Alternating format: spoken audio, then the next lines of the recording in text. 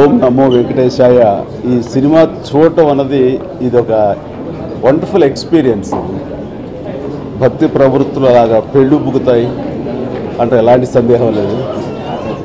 ముఖ్యంగా second half వచ్చేసరికి చాలా హృదయంగా ఉంది.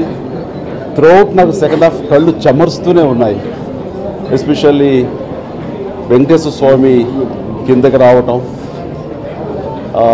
రామ్ క్యారెక్టర్, ఈ భక్తుడు వాళ్ళిద్దరికీ తన వెంకటేశ్వర స్వామికి ఇద్దరు భార్యలకి కళ్యాణం జరిపించడం దగ్గర నుంచి చివరి వరకు సినిమా అత్యద్భుతంగా ఉంది. ఇది ఒక డివోషనల్ ట్రావెల్ లాంటిది ఈ సినిమా. నేను ఆ రకంగా ఫీల్ అయ్యాను. ఇంత చక్కటి సినిమా తీయాలి అంటే అది రాఘవేంద్ర గారు, చెయ్యాలి అంటే మా మిత్రుడు నాగార్జున, అలాంటి సినిమా తెరకెక్కించాలంటే ఇక్కడ మహేష్ నిర్మాత. అండ్ గతంలో ఇలాంటి సినిమాలు అన్నమయ్య, భక్త రామదాసు, సిడ్డి సాయిబాబా ఎన్ని వచ్చాయి. వాటికి ధీటుగా ఈ సినిమా ఉంది. నాగార్జున కెరీర్కి ఇదొక కలికి తురాయి.